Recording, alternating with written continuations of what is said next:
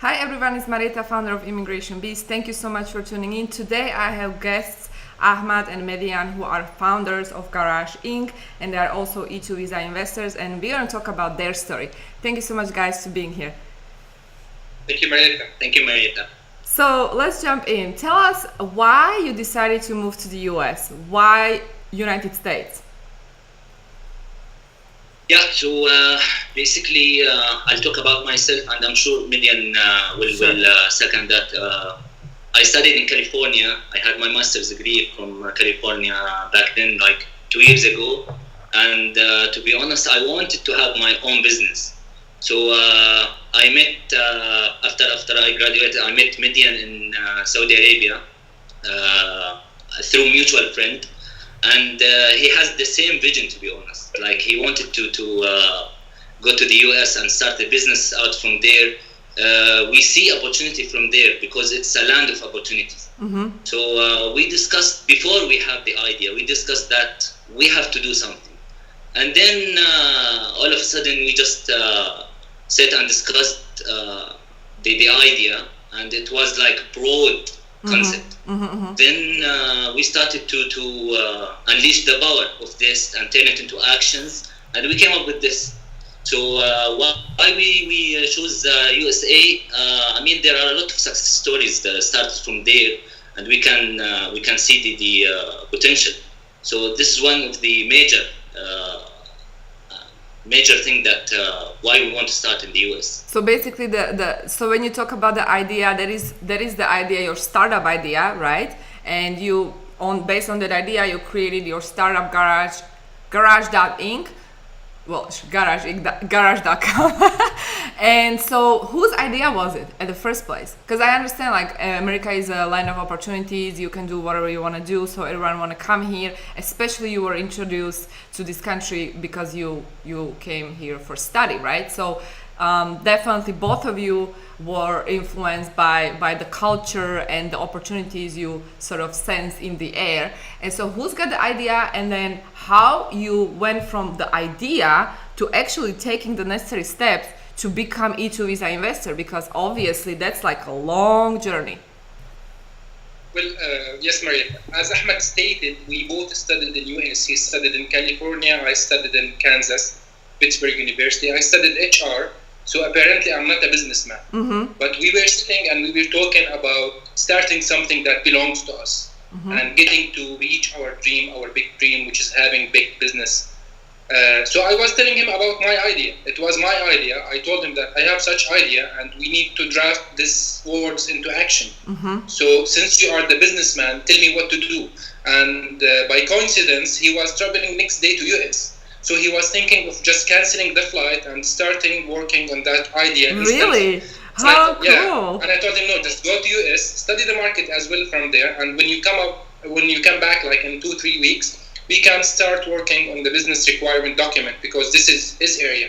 So when he traveled, I start to do researches, and I start to get to know our rivals and our competitors in the US, mm-hmm, and design what's called rivals analysis report. Mm-hmm. Who are they, what they are doing, what are their strengths, what are their weaknesses, and what our cutting edge should be. Yep. Then when he came back from US, we start working on this. It was, to be honest, me, Ahmed, and one of our friends as well. So in the beginning we were 3, but then it turned out to be 2, only me and Ahmed. Yeah. So it was my idea, and he drafted everything from Amazing. A to Z. So you are the creative brain, and Ahmad is the one who is executing. He's the engine. Yeah, so basically. That's perfect honest, combination, to be honest. Every time we talk about it, we see that MEDYEN and I are 2 in 1 box. So when he told me the idea, like, it just sparked. Why? Because we know that to start a startup, it's not all about money. Mm-hmm. It's not all about the team in the beginning. Yeah. It's all about the timing. Yeah. So we see that the sharing economy is booming, especially with Uber, with Airbnb, with all those guys. So we said that yes, this is the right time to implement it. Maybe if we thought about it back then 5 years ago, it wasn't that idea that we need to start with. But because of the timing, we said that yes, we need to turn this idea into action. And yeah, due to my business background, and I was spearheading the entire project management team in Saudi Arabia. So I know how to draft the business plan, how to draft the business requirements, all that stuff, and turn it into technical. So yeah, this is how we started. I mean, we still remember that we changed the BRD maybe 20 times. Oh yeah, more than 20 times. 20 times. To come up with the final, and we still changing things. I mean, business is just a game never ends. Yeah. So yeah, we just. So how long did it took from the idea to, and now you guys are about to move to the US, right? Because you just recently got your investor visa. So if you can describe the process between the idea and getting your E-2 investor visa, because there are so many people out there, you know, who has great ideas like you guys. But it's not everything. You know, you gotta have more. You gotta execute, and you gotta make things happen. So if you can describe the process from the idea till getting the E-2 investor visa, how was it like, and how long did it take you to get your E-2 visa? Because then obviously there is a stage 2. The moment you get E-2, you are moving to the US. It's totally another story. We can do another interview on that. Yeah. So I would say our first anniversary was in 17th of January. So it took us, I would say, 1 year from the idea until we get the visa, until we, as we speak. The challenge that we have is to get the visa, because we had the idea, yet we can't turn it into action. We want to start in the US, but the main challenge was to secure the visa, just to start out from there. So we said, okay, we'll figure out this process after we draft the business requirements, what we need to do exactly. And then we just started phase by phase. Like MEDYEN, since he's the operation guy, he can walk you through the process since we started. Yes, please, MEDYEN, walk us through the process. To be honest, Marietta, we had the idea of creating what's called GaraG. To be honest, we had the idea. We didn't think about the name by that time. So we just started to draft the BRD, or the business requirement document, how the application should look like. And then in the middle, Ahmad, he asked me this brilliant question: what would be the name, MEDYEN?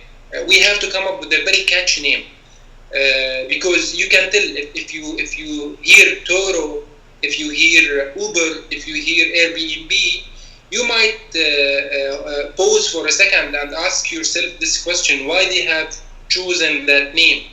So I was telling him we need to select GaraG, and it was again my idea to select the name GaraG.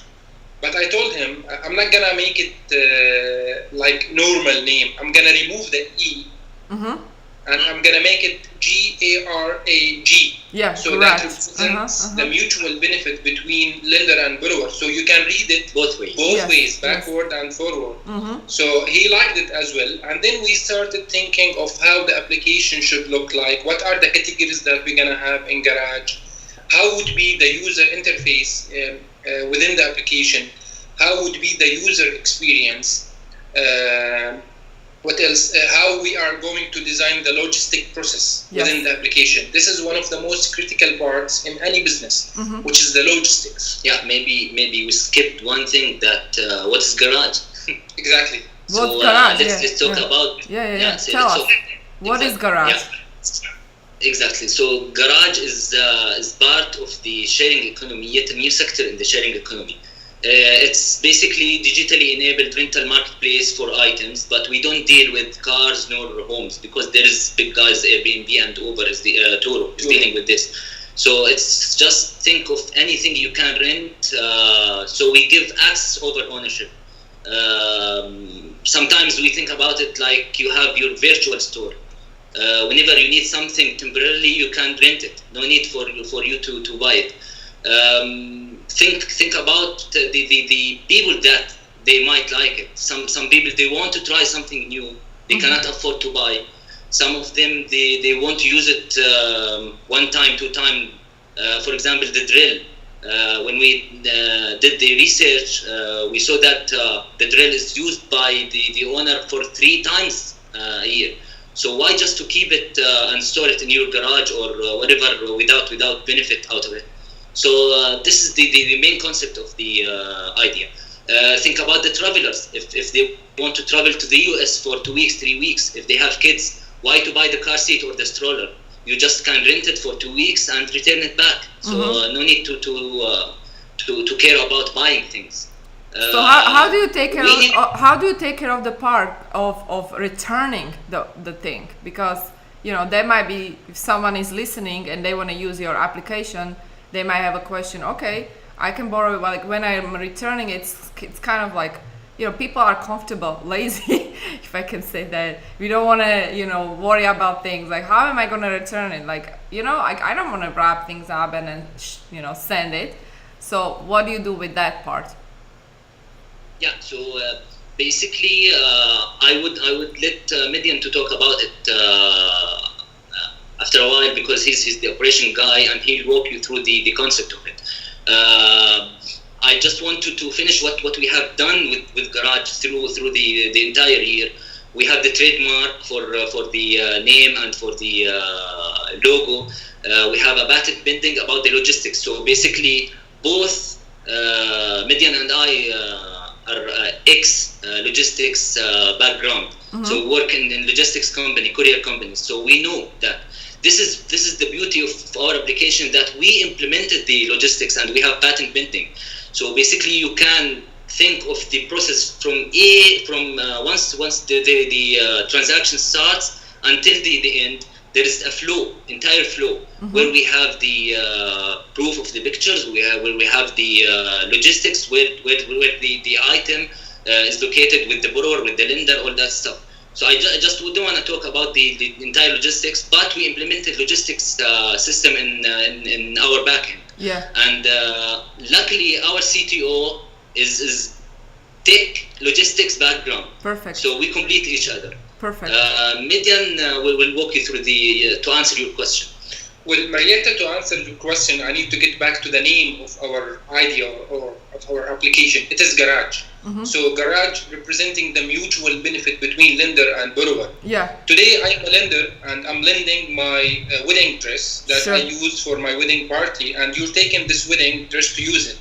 So you need to remember that in the future, in the near future, you might be a lender as well. So you need someone who's gonna rent this item from you to take care of it. Yep. So we are keep fostering and we keep stressing on this, that guys, it's all about trust. Yep. What we need to build is trust. And yet we have added some controls in the application that will protect your item if it is lent to a borrower, and that will, I would not say force him, but I would say encourage him to return this item in a very good condition. Okay. Because we have what's called deposit. So if you want to rent an item, you need to pay the rent price for item per days, and then you will pay the deposit that is allocated by the owner of the item. So it's not our call as GaraG, it's your call as the owner of the item to set the rent price and to set the deposit amount that you need to take. Got it. Also, to answer the second part of your question, how are we gonna manage to return the item? Yeah. So basically, both sides, they have two options. Either you go by yourself and pick it up and return it, or you can use the we call it the third-party logistics that we're gonna deal with. We were talking with some courier companies to sign agreements with them. Sure. And this is one of the things. So basically, think about it. It's not about renting items and for affordable price. Sometimes you need something and you are willing to pay more just to get it door to door. Actually, now I have idea. I have a client who has a company. He's shipping stuff around the world, and he's also E-2 visa investor. I can put you in touch with him. Maybe you can work together. He's shipping things, like through online application as well. That would work. Yeah, I think so. Does he have a courier company? Because we need someone who. Yeah, he has behind him. He has, but he's doing the whole service of shipping things. So he has all necessary, teams, people, companies behind him, and obviously he's outsourcing it. But he has also his team. So maybe you guys can somehow work together. Yeah. Yeah, that was just an idea. Okay, so let's go back to E-2 visa process. How was the E-2 visa process for you guys? And now looking back, if you have to go through it again, what would you maybe advise someone who, you know, is about to take that journey? Yeah, well, to me, rule of thumb, keep record for each transaction. Especially make it simple.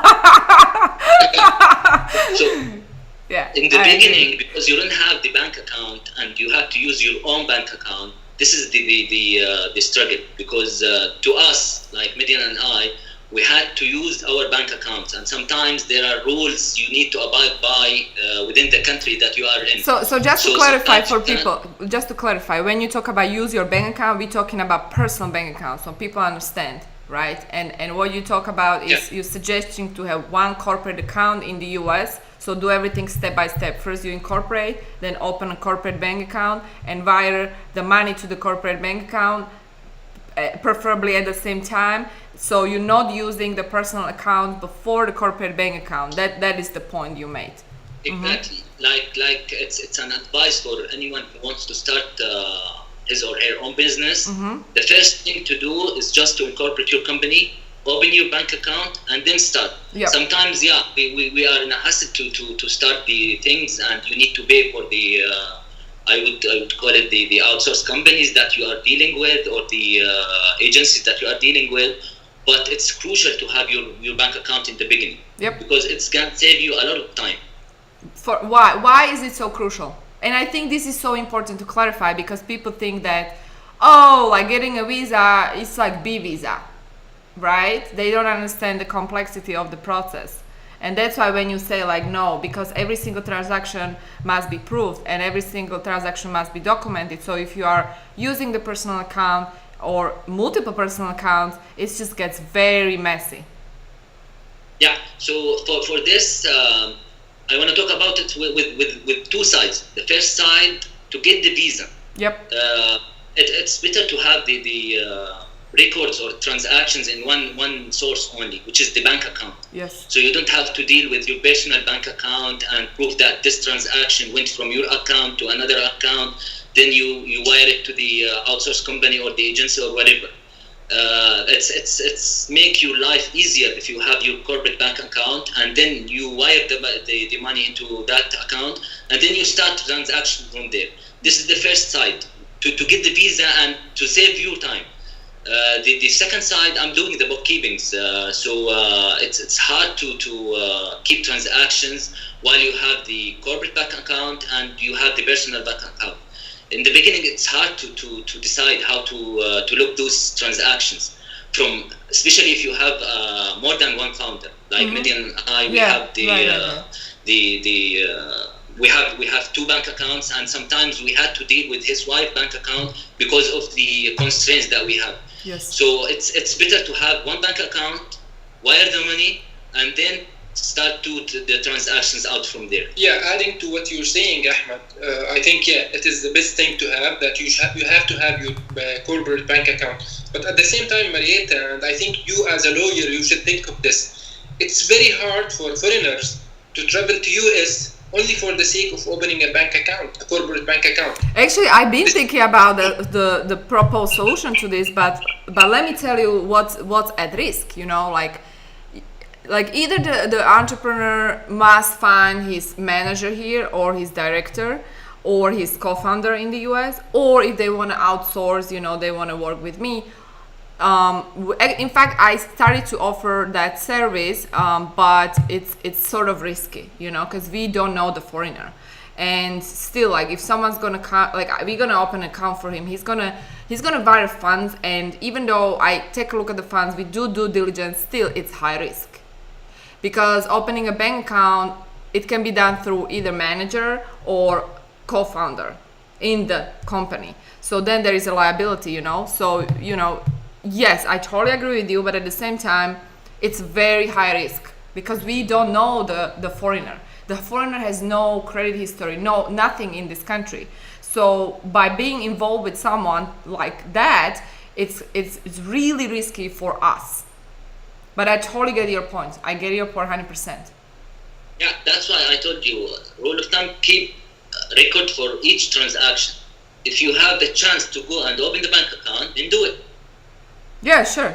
I mean, that's something that some people are interested in, and for sure, I'm considering, adding that service. Like I said, it's a high risk for, especially for me as a lawyer. It's not that simple. If you had history here, it will be different. It's I mean, sorry for cutting you off. No problem. There should be a way that the bank itself will allow us as investors or foreigner investors to open a bank account. Online, but this is a question for Online. US banks, not necessarily for me. I don't think I can solve this problem.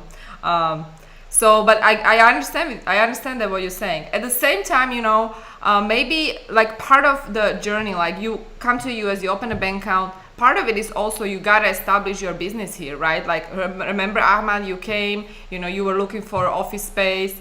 And other things around it. It's not just opening a bank account and wiring the money. It's also sort of launching the business. You gotta secure the office space and other additional things depending on the business type, obviously. So it's not just about opening a corporate account. You know what I mean? Yeah, I mean, to be honest, bottom line, it's easier said than done. Thank you for saying that. Actually, to be an entrepreneur has to pay the tax. It's not easy, but at the same time, it's not impossible. Exactly. So what would you advise someone who wants to do the same what you guys did? Someone who has great idea, wants to start a business in the US and want to get E-2 visa. What would be your number one advice? I think he needs to understand the market, to be honest.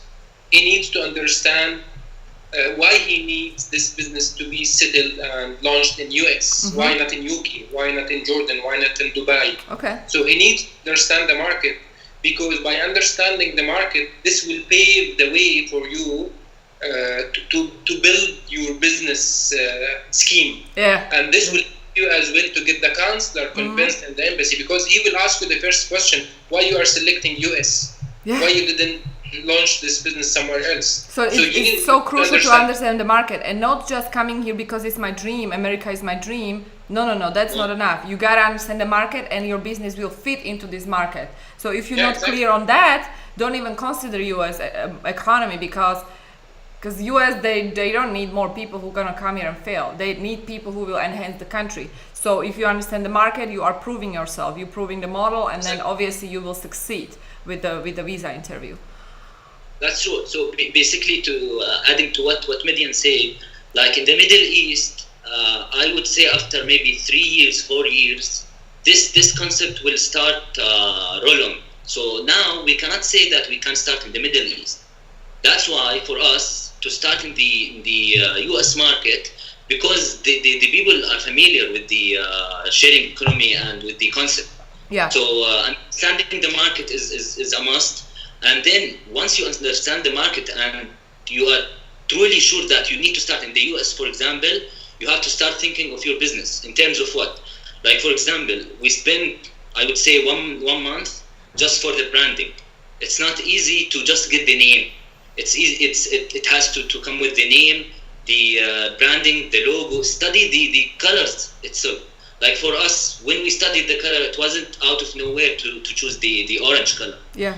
There is what they call it, the psychology behind colors. So this is the second thing, and they have to work in parallel with the visa. Yeah. I mean, they don't have to keep it on shelf and then say, okay, I know that I can get the E-2 visa, but let's work on the business and get off the ground, and then we think of the visa. No, they have to work in parallel. Exactly. Like MEDYEN and I were working for, I would say, 18 hours a day. After our work, we meet up every day, like 7 p.m. until 2 a.m. in the morning. Yeah. It's a hustle. And it was, how long was it? Like 6 months? I think we started the work like in June, and then, right, I think it was 6 months. I think more, because when we started with you, that was for the sake of getting the E-2 visa. But before that, we were working on the business requirement document. So you're talking about the E-2 visa? Now I talk about the E-2 visa. Like basically it took us about 6 months. But before that, like obviously, like you need to have some sort of foundation in place before we can even consider E-2 visa. right? So you already had that set up. You already had the logo. You had the business concept. You were clear on the business plan. And then when we actually started to work on the E-2 visa, and then also you had the funds. We have to mention that you guys had that. How much you guys invested? Like 100,000. So each was about 50. So you had to gather 100,000 investment from, it was the source, legal source, your personal savings. So definitely we need to mention this, because you know, some people think that you have to invest more than 100,000. There are people who think that, you know, in fact you need like 200, 250. And I want to say no, that really depends on the business, and you are the proof. And also each of you invested 50,000, and each of you is individual investor, even though it's the same company. That being said, you got your E-2 visa with investment of 50,000.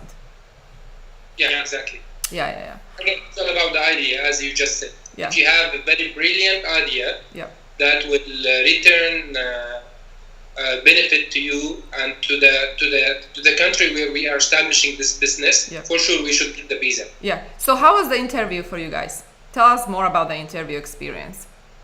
And I just wanna mention you are from Jordan, so people know where you're coming from. You are from Jordan, and this interview was in Jordan. Yeah.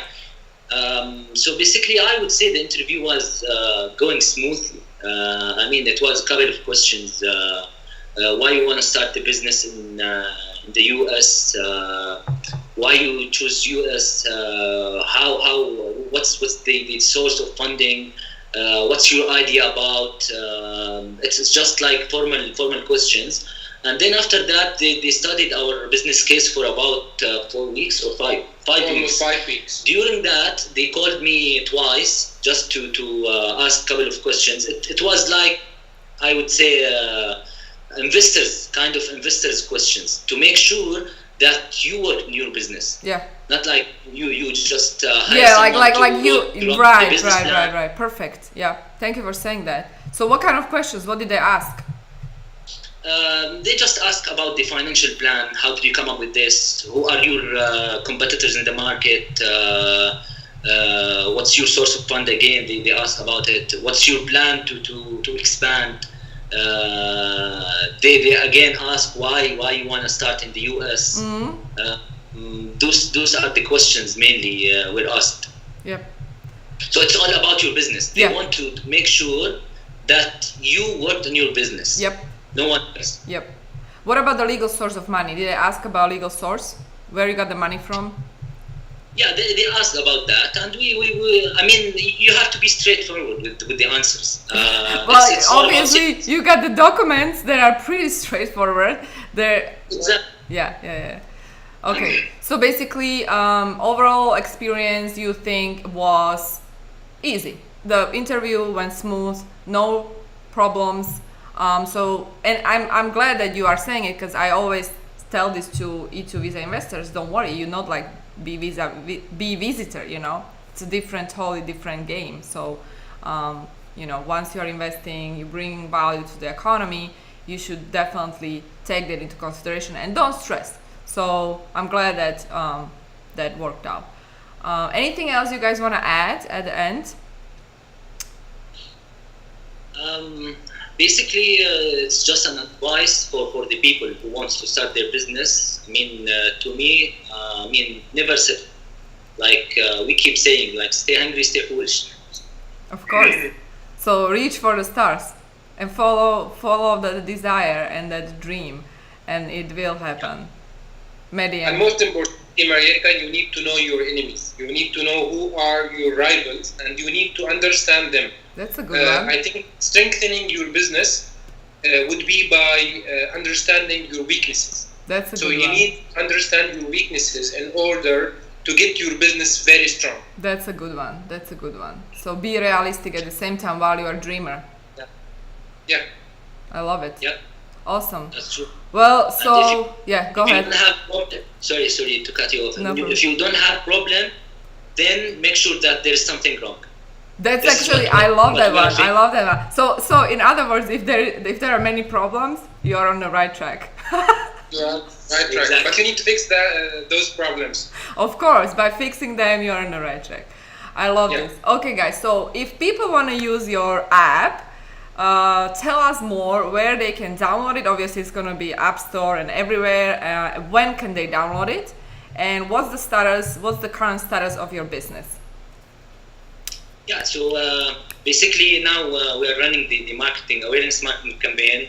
People can go to www.garage.com without the E, and they just can check the informative page where they can check the identity, they can check the Who we are, our team, what is Garage. Next month we would start implementing the I would say the portal over the what they call it, the desktops, the laptops, the web version, yes, the web version. So we can start onboarding people to use the application in terms of lenders. Mm-hmm. So you know that our business is two-side market. Yes. We have the lenders and we have the borrowers as well.